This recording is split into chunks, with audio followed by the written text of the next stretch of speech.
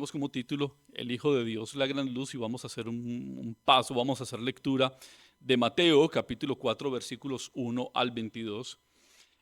Pasaje que seguramente todos hemos leído en algún momento, ¿sí? Ayer estábamos diciendo, mientras estábamos en el grupo, que que deberíamos pensar que todos los creyentes que ya llevamos tiempo, una buena cantidad de tiempo en el Evangelio, deberíamos haber leído la Biblia una vez, por lo menos. Y que en ese orden de ideas, este pasaje acerca de Jesús bajo la tentación del diablo, sí que la hemos leído, ¿o no? No creo que haya alguien que nos pregunte o que diga, ¿cómo que Jesús fue tentado? ¿Y cómo que fue tentado por el diablo? Yo no sabía eso, ¿sí? En ese orden de ideas, entonces, vamos a hacer lectura para que lo conozca si no lo conocía o para que lo recordemos si ya lo habíamos leído. Y como tenemos costumbre, haremos la lectura de todo el pasaje bíblico y luego volveremos al principio para intentar, si se quiere, desmenuzarlo un poco cada uno de los versículos. No podemos ser tan exhaustivos, obviamente, por causa del tiempo, pero sí que intentaremos entender qué es lo que el Señor Jesucristo, lo que el Espíritu de Dios ha hablado en estos pasajes, en estas letras, y qué es lo que nos quiere transmitir y cómo nosotros podemos aplicarlo a nuestra vida presente. Así que vamos a leer lo que dice Mateo 4 en adelante. Luego el Espíritu llevó a Jesús al desierto para que el diablo lo sometiera a tentación. Después de ayunar 40 días y 40 noches, tuvo hambre. El tentador se le acercó y le propuso, si eres el Hijo de Dios, ¿qué tal la pregunta? Si eres el Hijo de Dios, ordena a estas piedras que se conviertan en pan. Jesús le respondió, escrito está, no solo de pan vivirá el hombre, sino de toda palabra que sale de la boca de Dios.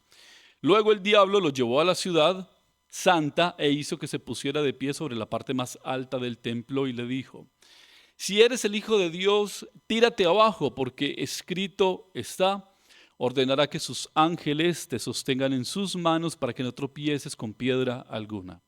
También está escrito, no pongas a prueba al Señor tu Dios, le contestó Jesús. De nuevo lo tentó el diablo llevándolo a una montaña muy alta y le mostró todos los reinos del mundo y su esplendor. Todo esto te daré si te postras y me adoras. Vete, Satanás, le dijo Jesús, porque escrito está, adora al Señor tu Dios y sírvele solamente a Él. Entonces el diablo lo dejó y unos ángeles acudieron a servirle. Cuando Jesús oyó que habían encarcelado a Juan, regresó a Galilea, partió de Nazaret y se fue a vivir a Capernaum, que está junto al lago en la región de Zabulón y de Neftalí, para cumplir lo dicho por el profeta Isaías, tierra de Zabulón y tierra de Neftalí, camino del mar al otro lado del Jordán, Galilea de los gentiles. El pueblo que habitaba en la oscuridad ha visto una gran luz. Sobre los que vivían en densas tinieblas la luz ha resplandecido. Desde entonces comenzó Jesús a predicar, arrepentíos porque el reino de los cielos está cerca. Mientras caminaba junto al mar de Galilea, Jesús vio a dos hermanos. Uno era Simón, llamado Pedro, y el otro Andrés. Estaban echando la red al lago, pues eran pescadores. Venid, seguidme, les dijo Jesús, y os haré pescadores de hombres. Al instante dejaron las redes y lo siguieron. Más adelante vio a otros dos hermanos, Jacobo y Juan, hijos de Zebedeo, que estaban con su padre en una barca remendando las redes. Jesús los llamó y dejaron enseguida la barca y a su padre y lo siguieron. Y lo siguieron. Entonces vamos a mirar cada una de estas diapositivas y en esto hay que ser reiterativos también, que no siempre podremos decir todo lo que hay que decir acerca de cada texto y por eso tenemos la oportunidad de que en los grupos familiares hablemos tanto. Ayer se dijo tantísimo, ¿sí? Tantísimo y seguramente esta semana de este pasaje, ayer que tuvimos la oportunidad de que Alex y María del Mar nos dirigieran en el grupo y eso, mejor dicho, fue una cosa loca, fue impresionante, aprendimos muchísimo y todos aportaban y daban sus opiniones y realmente nos damos cuenta de cuán amplia es la palabra de Dios y cuán profunda es la palabra de Dios. Y por más de que tenga una portada que pareciera que la limita, la palabra de Dios es bastante profunda y bastante amplia y hay tanto que decir acerca de ella. Y empezamos entonces aquí en Mateo capítulo 4, versículo 1, cuando dice que el Espíritu llevó a Jesús al desierto para que el diablo lo sometiera a tentación, y dice que después de ayunar 40 días y 40 noches tuvo hambre, y empieza diciendo que el tentador se le acercó y le propuso: si eres el Hijo de Dios, ordena a estas piedras que se conviertan en pan. Vamos a mirar estos 3 versículos para mirar algo. Lo primero es que la palabra de Dios llama a su enemigo, en el versículo 1, el diablo, pero en el versículo 3 ya le cambia de nombre y lo llama el tentador. El tentador. ¿Sí? Más adelante, no recuerdo si es el versículo 10 o el versículo 11, ya lo llama Satanás. Satanás. Pero dice entonces que el Espíritu llevó a Jesús. Tal vez en otra versión quiere ser más preciso esa palabra y dice no solamente que le llevó, sino que lo impulsó. Mejor. Que lo impulsó. Pero ¿en qué momento y en qué contexto se da que el Espíritu Santo haya movido o haya impulsado a Jesús a que fuera al desierto? Entonces lo primero que dice es que tenía un propósito y era someter o que el diablo sometiera a Jesús a tentación. Pero en esto tenemos que ser claros. El Espíritu Santo no llevó a Jesús al desierto para que cayera. No lo llevó para probar si podría caer o no. Lo llevó para demostrar que no caería. Pero lo llevó para demostrar que no caería porque Él es el Hijo de Dios. Y aquí es donde nosotros necesitamos entrar en contexto. Este es un versículo que no tengo aquí. Pero si nosotros miramos simplemente casi que un versículo antes, en Mateo 3, versículo 16 y 17, este pasaje lo conocen, pero se lo voy a leer. Dice, tan pronto, y esto va a ser la base de toda nuestra predicación. Dice, tan pronto como Jesús fue bautizado, subió del agua. En ese momento se abrió el cielo y él vio al Espíritu de Dios bajar como una paloma y posarse sobre él. No está diciendo que vio una paloma. Está diciendo que vio al Espíritu Santo descender como una paloma, que es distinto. Pero ese no es el punto. Dice que en el versículo 17, he aquí una voz del cielo decía, este es mi Hijo amado, estoy muy complacido con él. O en la versión Reina Valera diría como, en quien tengo complacencia. Este versículo es la base de todo lo que va a suceder aquí en Mateo 4. Se abre el cielo, hay una voz que desciende de ella y dice, este es mi Hijo amado. Luego venimos entonces al capítulo 4, versículo 1, para que el Espíritu Santo lo lleve al desierto, lo impulsa a que vaya al desierto, someta a Jesús a la tentación del diablo para demostrar que lo que acaba de suceder es real. Para confirmar que lo que la voz del cielo estaba diciendo es verdad. Que Jesucristo es el Hijo amado en el cual Dios el Padre tiene complacencia. Por eso en el versículo 3 y en los versículos siguientes, Satanás empieza con una pregunta medio sarcástica e irónica, diciendo, si eres el Hijo de Dios, ¿de dónde sale él con esta declaración? De lo que él escuchó decir del Padre. Si eres el Hijo de Dios, pero además aquí hay que decir algo, no está diciendo si eres hijo de Dios o si eres un hijo de Dios. Está diciendo si eres Él, con H mayúscula, el Hijo de Dios. En otras palabras, si realmente tú eres el unigénito de Dios. Recuerden que la palabra unigénito significa el único con el mismo gen o la misma naturaleza del Padre. ¿Sí? Entonces está diciendo, si tú eres el Hijo de Dios, ordena, ¿qué? A estas piedras que se conviertan en pan. El apóstol Pablo en alguna de sus cartas dice que de Satanás no ignoramos sus maquinaciones. ¿Qué está diciendo con esto? Que aun cuando Satanás tenga cierto poder, evidentemente puede ejercer una influencia sobre un corazón o sobre la vida de un hombre que no esté alineado, ¿sí? O tenga comunión con Dios. El comportamiento de Satanás siempre será el mismo porque siempre ha sido el mismo. Y asimismo, como Satanás se acerca a decirle a Jesús, si eres el Hijo de Dios, si eres el Hijo de Dios, en Génesis capítulo 3, versículo 1, Satanás mismo se acerca a Eva y le pregunta, ¿es verdad que Dios os dijo que no comierais de ningún árbol del jardín? En el capítulo 2, ya el Señor les había dicho que podían comer de cualquier árbol que estaba en el huerto del Edén, menos de uno. Ya había una declaración de verdad. Aquí mismo ya tenemos otra declaración de verdad de que este Jesús era el Hijo de Dios, pero Satanás le pregunta, si quisiéramos transformar un poco la pregunta, ¿es verdad la declaración que se acaba de hacer de que eres el Hijo de Dios? Y si es verdad que eres el Hijo de Dios, ahora que tienes hambre, ¿por qué no conviertes las piedras en pan? Jesús le da una respuesta en el versículo 4 y dice, no solo de pan vivirá el hombre, sino de toda palabra que sale de la boca de Dios. Tres cosas para decir. Lo primero, Satanás siempre buscará tentarnos en el momento de más alta vulnerabilidad. En este caso, en el momento en que Jesús tenía hambre, pero en cualquiera de nuestros casos de debilidad, siempre seremos objetivo para ser tentados.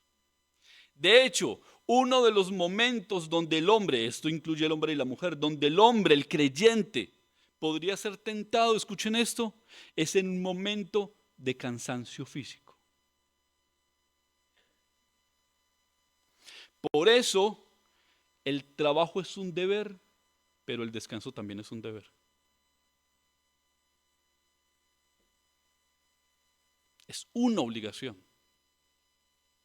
Porque en el cansancio físico es donde nosotros somos entonces más susceptibles o más vulnerables. Pero dos cosas más con respecto a la respuesta que el Señor Jesús le da a Satanás cuando dice, no solo de pan vivirá el hombre, sino de toda palabra que sale de la boca de Dios.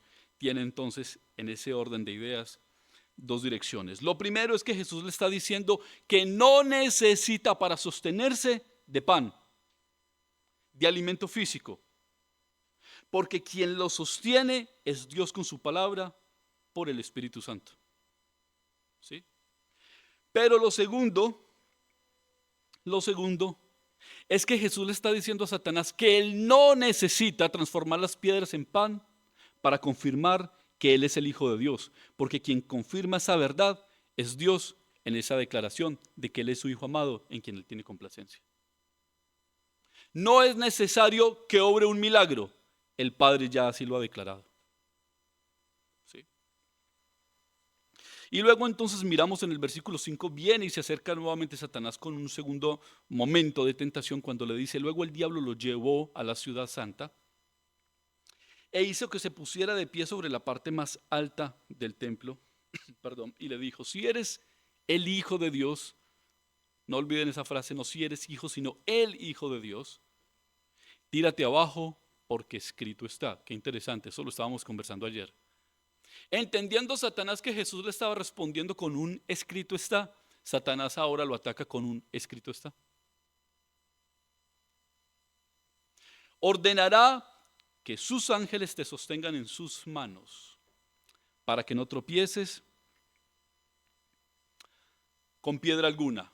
También está escrito, dice el Señor, no pongas a prueba al Señor tu Dios, le contestó. Pero quiero hacer énfasis en el versículo 6.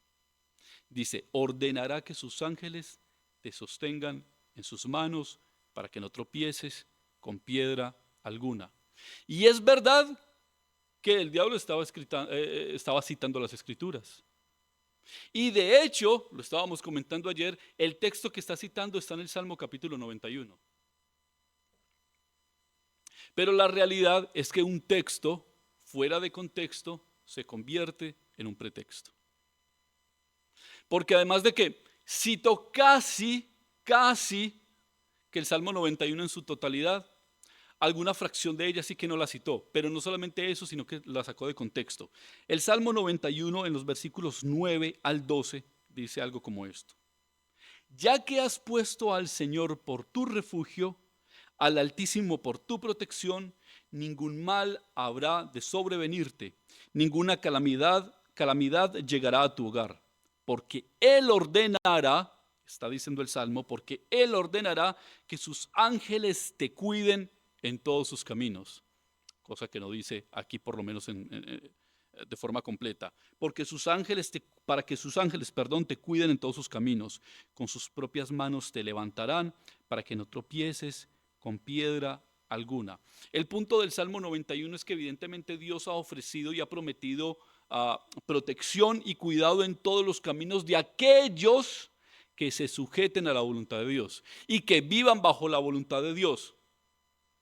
Pero lo que Satanás está diciendo es que él pudiera poner a prueba a Dios de tal manera que cualquier cosa que haga, Dios le va a cuidar.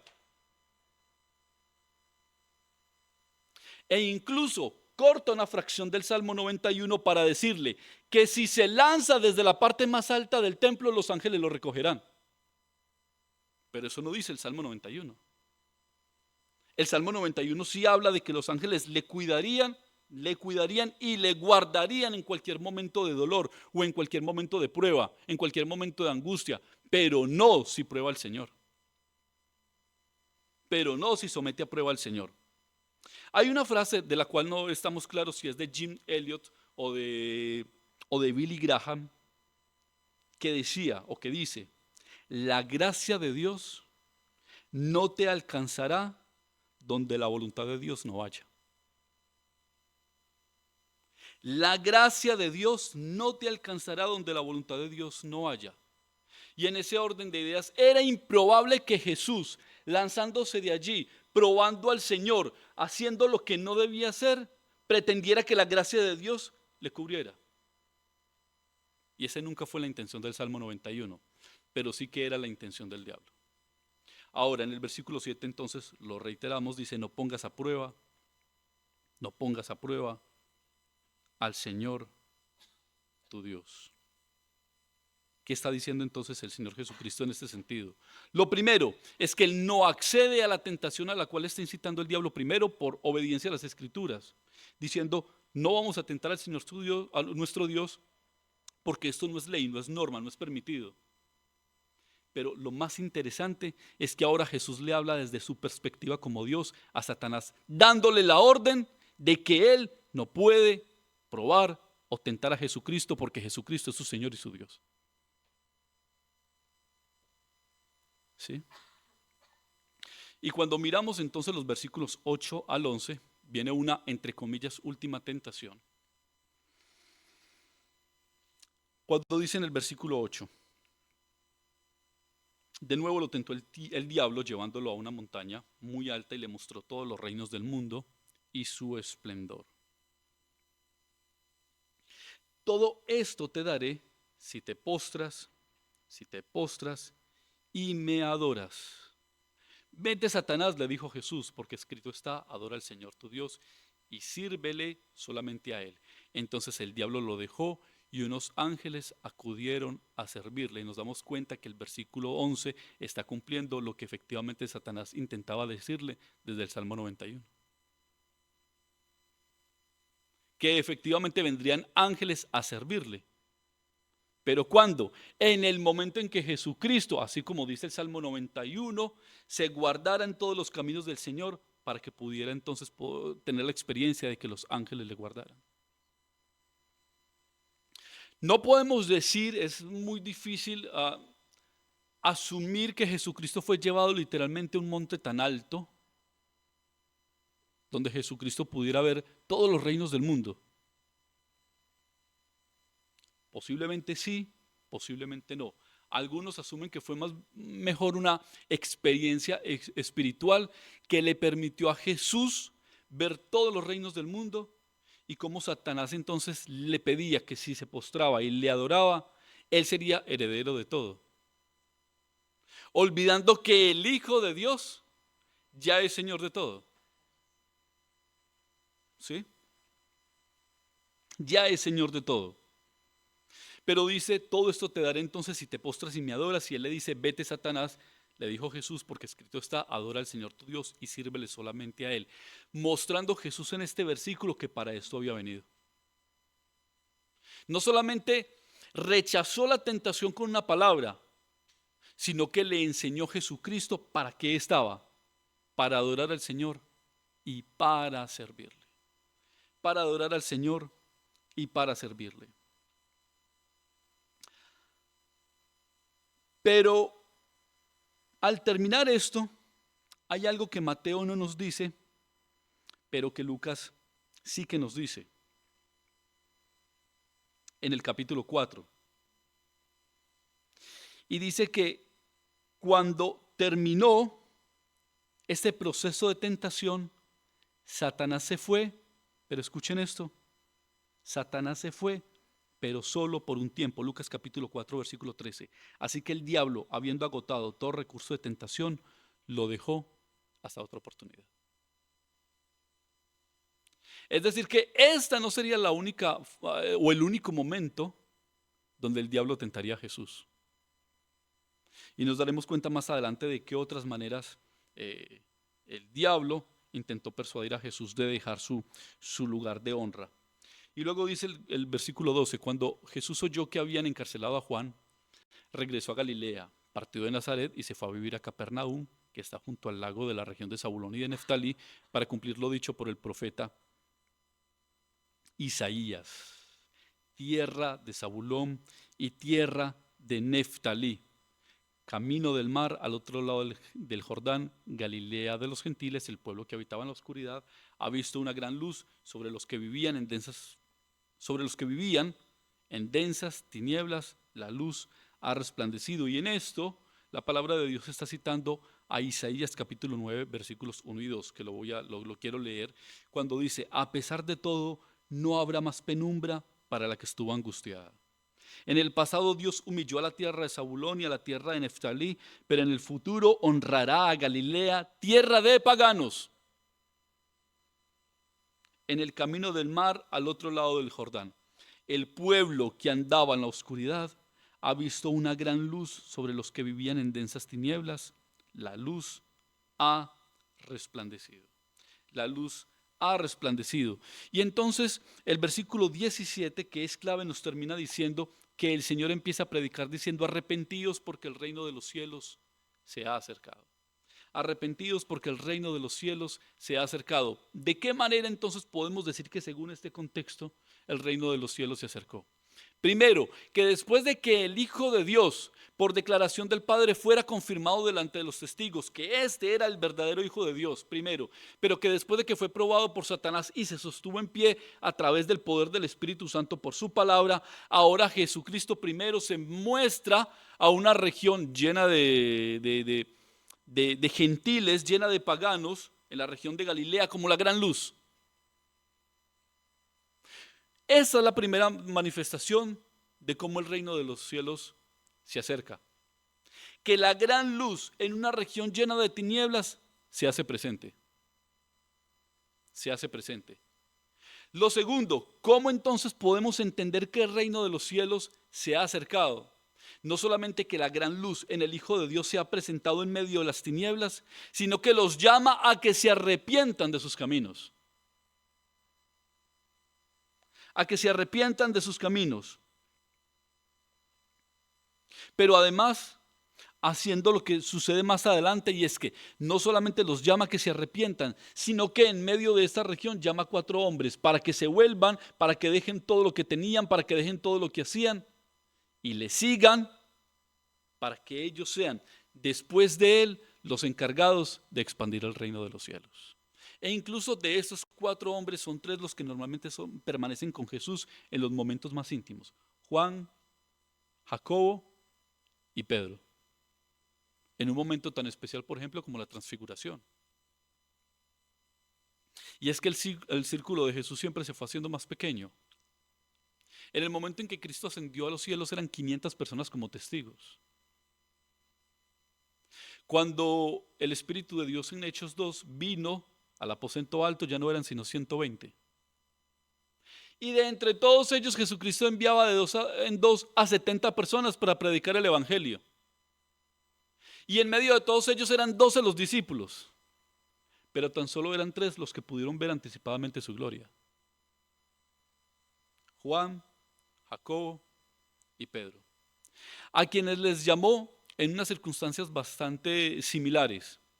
En el versículo 18 dice que estaba Pedro y que estaba su hermano Andrés y que estaban pescando en ese momento, en contraste con lo que estaba sucediendo con los hijos de Zebedeo, que estaban remendando sus redes. Sí. E incluso Marcos nos sugiere que tal vez los hijos de Zebedeo, sí, junto con su padre, eran personas de mucho mejores recursos o mayores recursos económicos, porque además Marcos nos sugiere que no solamente ellos dejaron la barca y dejaron a su padre, sino que dejaron a los labradores o los obreros que estaban con ellos. Sí.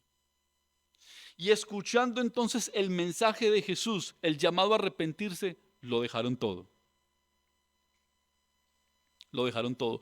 Porque las tinieblas que buscaban la caída de Jesús eran las tinieblas que gobernaban no solamente el lugar donde ellos estaban asentados en Galilea, sino que eran las mismas tinieblas que gobernaban los corazones de todos ellos. Pero que las tinieblas de las cuales Jesús menciona para estos tiempos son las tinieblas que gobiernan hoy. Hoy nosotros caminamos en medio de tinieblas. Esta nación está gobernada por las tinieblas.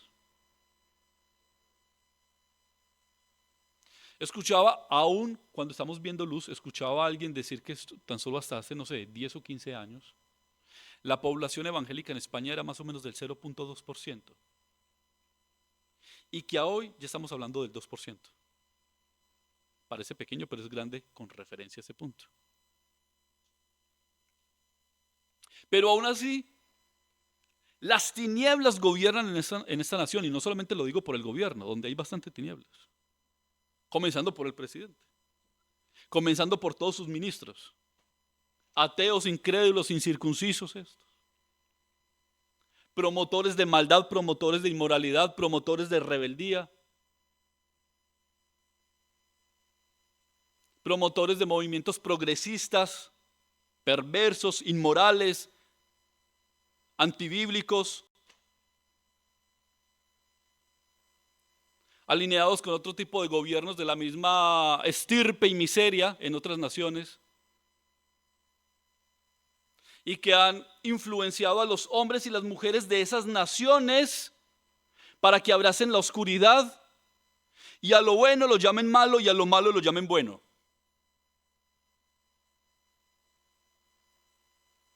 Hasta el punto en que creyentes crean que eso está bien. Hasta el punto en que creyentes aplaudan creyendo que eso está bien. Y hasta el punto en que nosotros hemos estado dispuestos a renunciar a los principios y a la verdad por favores de los gobiernos.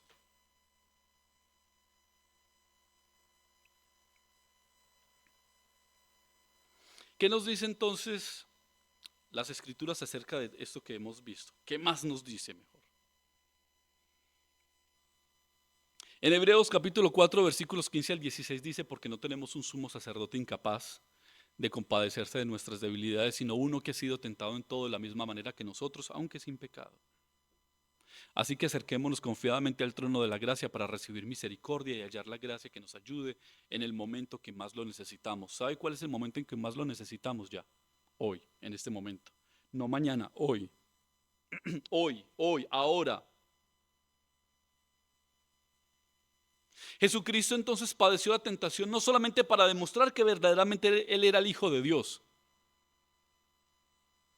sino para que desde su experiencia, desde su realidad, Él pudiera conocer la debilidad humana y compadecerse de nosotros.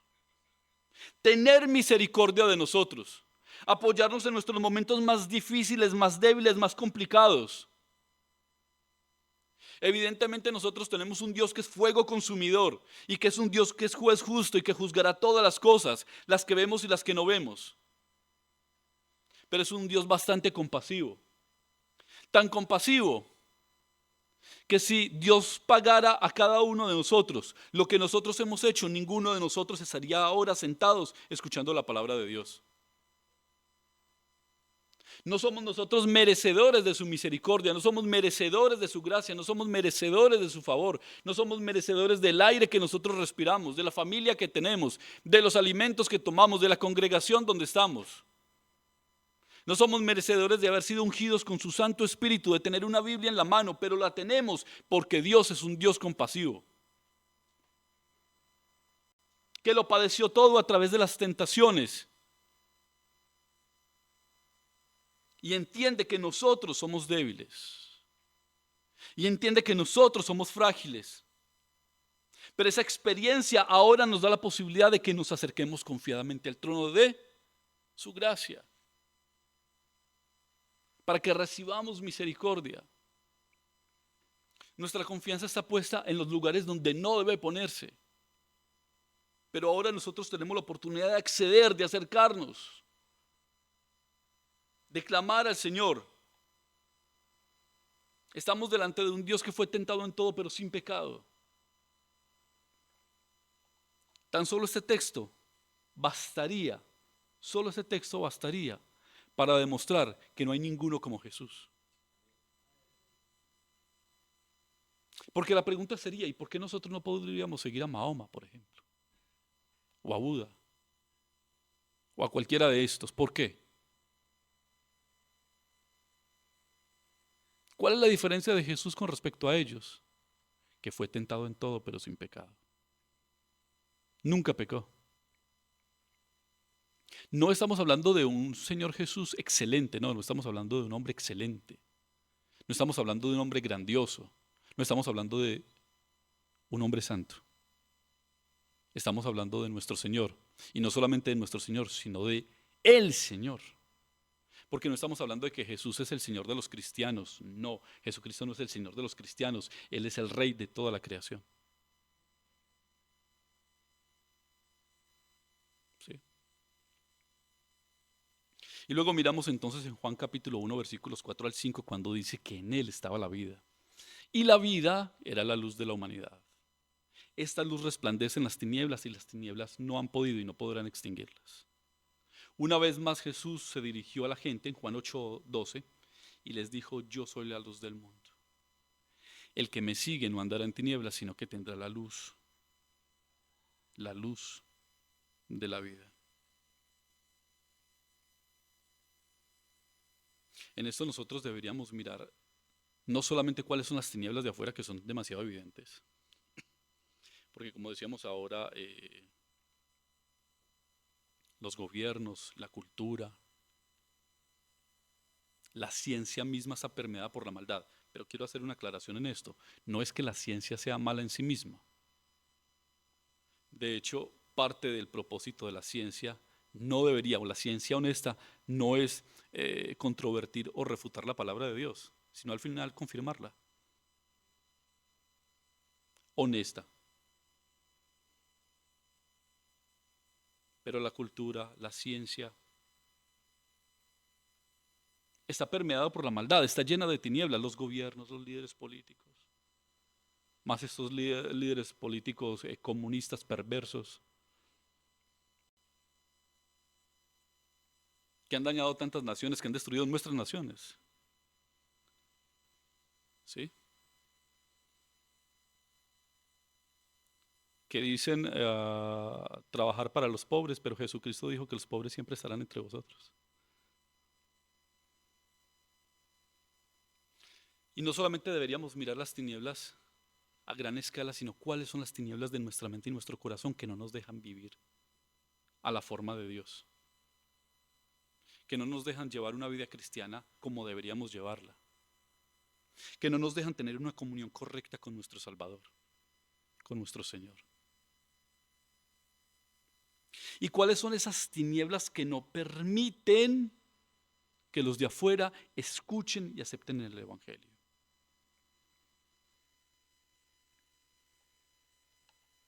Dice 2 Corintios 4, versículos 3 y 4. Pero si nuestro Evangelio está encubierto, lo está para los que se pierden. El Dios con D minúscula de este mundo ha cegado la mente de estos incrédulos para que no vean la luz del glorioso Evangelio de Cristo, el cual es la imagen de Dios. Satanás ha cegado las mentes y el entendimiento. Si la gente afuera no puede entender, es porque el diablo ha intervenido en ellos. Porque ha puesto una especie de velo sobre sus ojos que no les permite ver claramente al Hijo de Dios. Pero la razón, escuchen esto, no es solamente que no estamos predicando el Evangelio, no solamente es que los de afuera no pueden entender porque el diablo ha puesto un velo, sino porque nosotros también hemos sido culpables de que ellos no quieren escuchar el Evangelio. Porque Mateo 5, versículos 14 al 16 dice: vosotros sois la luz del mundo. Una ciudad en lo alto de una colina no puede esconderse, ni se enciende una lámpara para cubrirla con un cajón. Por el contrario, se pone en la repisa para que alumbre a todos los que están en la casa. Así brille vuestra luz delante de todos, para que ellos puedan ver vuestras buenas obras y alaben a vuestro Padre que está en el cielo. Porque ellos no quieren escuchar el mensaje del Evangelio, porque nosotros que decimos que somos creyentes, decimos una cosa pero vivimos otra. Y dice que nosotros hemos sido puestos como luz para que nosotros podamos mostrar las grandes obras de nuestro Dios y para que por las buenas obras que ellos puedan ver, de la cual deberíamos estar alumbrando a todos, ellos glorifiquen a Dios. Pero por el contrario dicen: lo queremos porque el que dice ser cristiano no vive como lo que dice.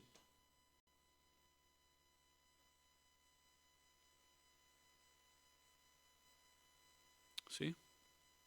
Y nosotros somos impulsadores de tinieblas para más tinieblas. No estamos siendo coherentes, no estamos siendo consistentes, no estamos siendo íntegros, no somos santos de verdad.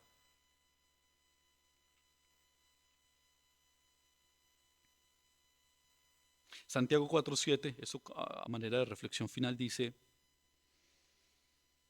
someteos a Dios. Santiago 4:7, someteos a Dios. Resistid al diablo y él huirá de vosotros.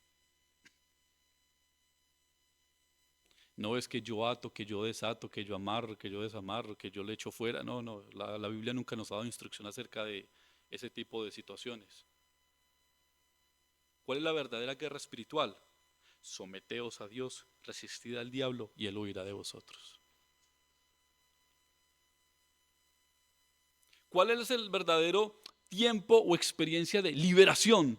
Nosotros queremos ser liberados, ¿sí? La verdadera experiencia de liberación de un hombre y de una mujer es cuando un hombre y una mujer vienen a escuchar la palabra de Dios. Porque la Biblia dice: conoceréis la verdad y la verdad os hará libres. ¿Cómo entonces nosotros podemos resistir al diablo? Marcos 14:38 dice: velad y orad para que no caigáis en tentación. El espíritu está dispuesto, pero el cuerpo o la carne es débil.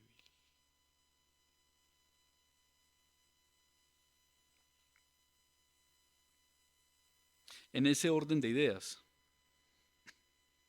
¿cómo nosotros entonces podemos resistir al diablo y cómo nos sometemos a Dios? Efesios 5 del 1 al 11 no lo voy a leer todo, pero sí que voy a dar algunos parámetros de lo que nos dicen las Escrituras, de cómo nos sometemos a Dios, para que como Jesús no caigamos en tentación, pero para que como Jesús nosotros realmente demostremos que somos luz. En el versículo 1 dice: imitad a Dios como hijos muy amados. En el versículo 2 de Efesios 5 dice: llevad una vida de amor. ¿Sí? En el versículo 3 dice que entre vosotros ni siquiera debe mencionarse la inmoralidad sexual ni ninguna clase de impureza. En el versículo 4 dice que no debe haber entre nosotros palabras indecentes, conversaciones necias ni chistes groseros. En el versículo 5, dice, para podéis estar seguros de que nadie sea avaro, es decir, idólatra, inmoral o impuro, tendrá herencia en el reino de Cristo y de Dios. En el versículo 6 dice que nadie os engañe con argumentos vanos, porque por esto viene el castigo de Dios sobre los que viven en desobediencia. En el versículo 7 no solamente dice que no los practiquemos, sino que no nos hagamos cómplices de ellos.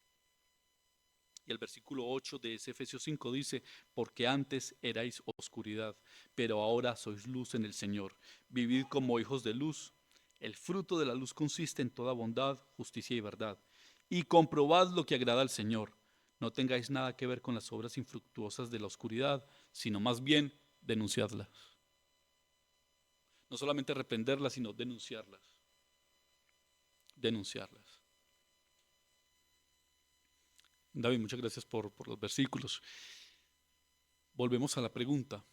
¿Qué tanto realmente estamos siendo luz o qué tanto estamos siendo oscuridad? ¿Y qué tanta luz hay en nosotros y qué tanta oscuridad hay en nosotros? ¿Qué tanto estamos realmente creciendo en el Señor? ¿Qué tan arrepentidos de verdad estamos y vivimos?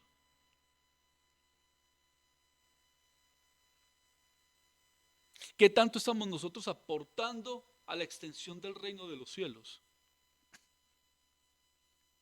Y yo quiero hacer simplemente un pequeño comentario a partir de lo que veíamos el sábado anterior en el festival.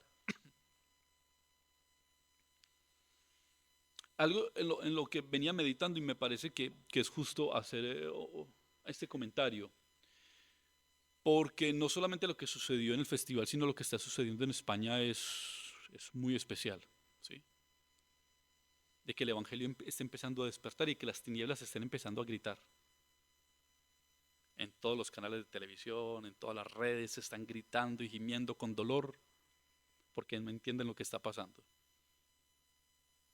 Y parte de esto claramente lo ha promovido la masiva inmigración. Pero, pero, pero, nosotros tenemos que honrar que no es la inmigración los que han causado esto, sino que hay que honrar a tantos españoles que han predicado el Evangelio, que han orado, eran 2 o 3, gente que nadie conocía, de tiempo atrás, que se han guardado, que han tenido que sufrir persecución, que han orado y que han clamado por un despertar, y por eso hemos venido nosotros, como respuesta a sus oraciones, a su clamor, a que se han cuidado, a que han tenido que sufrir. No es por nosotros, nosotros somos la respuesta a que venga luz a una nación llena de tinieblas. Que cuando se decía que Europa era un continente muerto, ahora el Evangelio está demostrando que no era tan así. Y que si realmente estaba muerto, Jesucristo tiene el poder de levantar aún de entre los muertos.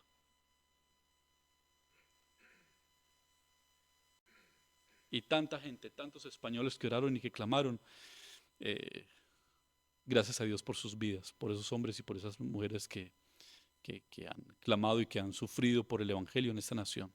Y que han permitido también que hombres y mujeres vengan de diferentes lugares, a predicar el Evangelio a una nación que Dios ama. ¿Sí? Simplemente con esto lloramos. ¿Qué tan dispuestos estamos? Porque recuerden que Jesucristo le dijo a Satanás, vete Satanás, porque solamente a tu Dios adorarás y solo a Él servirás. ¿Qué tanto le estamos adorando, pero qué tanto le estamos sirviendo? Algunos tendremos menos tiempo que otros, menos posibilidades que otros, diferentes talentos que otros. La pregunta es, ¿por qué no le estamos sirviendo? ¿Por qué no estamos haciendo lo que debemos hacer? ¿Por qué nosotros no estamos demostrando que somos verdaderamente luz?